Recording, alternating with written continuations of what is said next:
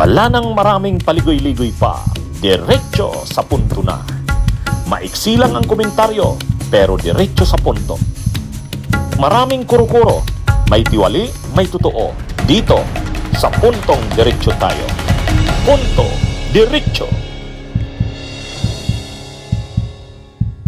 Tama naman itong sinabi ni Mayor Benji Magalong. O si Mayor Benji Magalong, alam naman natin na appoint bilang advisor nung kabubuo pa lang na Independent Commission for Infrastructure.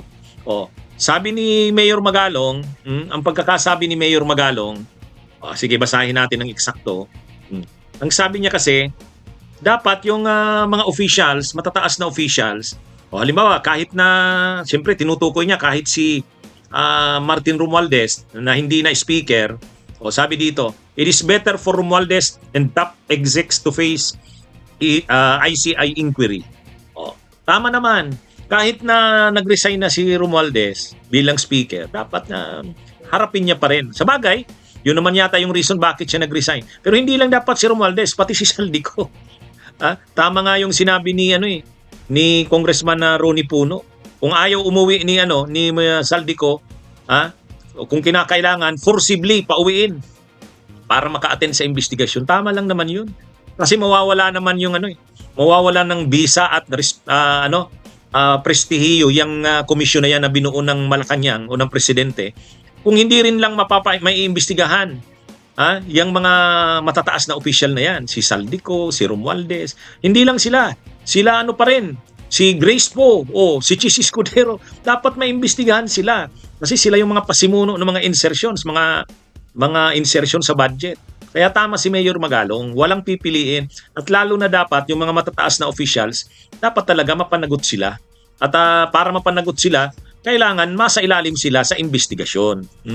Ito pa yung sabi ni Mayor Magalong, the Independent Commission for Infrastructure cannot flinch from questioning even the country's most powerful politicians, according to Baguio City Mayor Benjamin Magalong, as he back calls to summon Speaker Ferdinand Martin Romualdez and other senior officials to face the inquiry into the corruption-ridden flood control program. Yun. Yun? Dapat talaga mapatawag nitong ICI, Independent Commission for Infrastructure. Kahit si Grace Poe. Kasi tinuturo ni Congressman Ronnie Puno, si Grace Poe sa si Chis Escudero daw ang talagang nagsimuno ng mga insertion sa budget. Gayon din si Saldico. Hindi pa nga daw si Romualdez at saka si Grace Poe. Si Saldico at saka si Chis Escudero. So dapat talaga maimbestigahan sila. Itong mga officials na ito dapat maimbestigahan.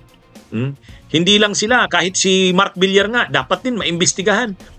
Kasi ang saklaw ng investigasyon ng nasabing komisyon yung nakaraang 10 taon mula ngayon, ibig sabihin 2015. Kung kasama ang 2015, ibig sabihin kasama yung 2015 to 2022. Yung panahon ni Duterte kasama. At ang sekretary ng DPWH noon ay si Mark Villar. Kaya dapat wag nilang isipin na kahit pa yan senador, hindi pwedeng hindi ipatawag ng Independent Commission for Infrastructure. Kahit si Chis Escudero, kahit si Mark Villar, dapat magpaliwanag sila. Kahit nga si Cayetano Bakit naman si Cayetano? Dahil dun sa Taguig, 1 billion din ang halaga ng proyektong inilagay dun sa flood control. At ang nag-implement din nun ay yung St. Timothy Construction ni Diskaya at saka yung Alpha and Omega. Kaya hindi rin libre kahit si Cayetano. Kahit si Bongo, yung involvement niya rin ng mga construction companies ng kanyang pamilya doon sa Davao. Ay di ba nung 2017 yata nagkaroon ng joint venture pa yung construction companies ni Diskaya at yung sa pamilya ni Bongo. Yun, dapat hindi talaga palibrehin yun. Ang problema kasi, ang sinasabi ng Kamara, hindi nila pwedeng ipatawag ang mga senador sa investigasyon sa Kamara kasi interparliamentary courtesy. Ganin doon yung sinasabi sa Senado. Hindi nila pwedeng ipatawag yung mga kongresista doon sa pagdinig ng Senado kasi interparliamentary courtesy.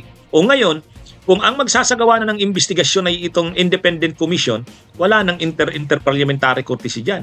At saka nakalagay doon sa mga powers and functions ng nasabing Independent Commission na may kapangyarihan silang isumpina, patawag kahit mga matataas na officials ng gobyerno, o siyempre kahit senador, kahit congressman, dahil independent commission yan.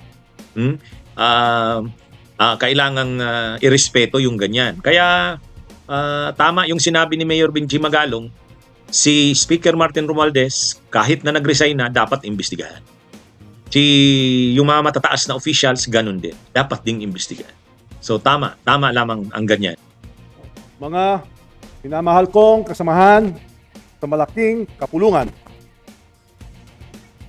Mahal kong kababayan, magandang araw po sa inyong lahat. I stand before you today with utmost humility and with deep gratitude for the trust and confidence you have accorded me. That trust has been the source of my strength in every day of service. When I assumed this responsibility, I made a solemn commitment that the House of Representatives would be the people's house. Isang kongresong bukas, tapat, at tunay na naglilingkod. Yet leadership also demands that we confront the trials of the President.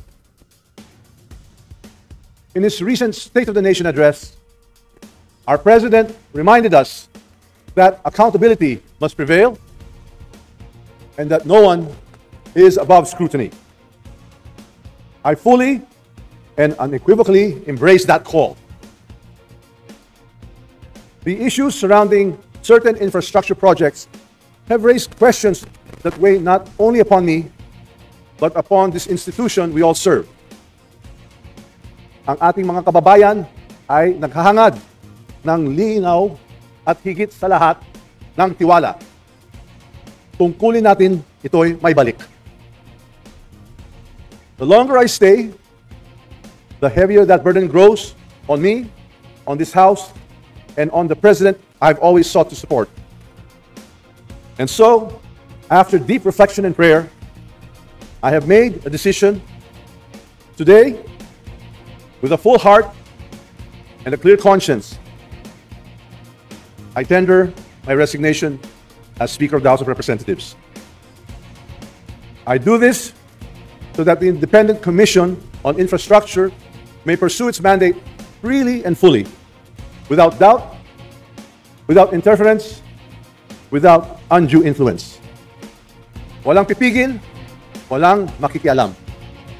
Let the truth emerge and let justice be done. Bunyog, bunyog, halikan na kasama ka. Bunyog, kapag buklod ay may pag-asa. Luzon, Visayas, Mindanao, isa ang pananaw. Sa bagong Pilipinas ang bunyog isisigaw. Bunyog, bunyog.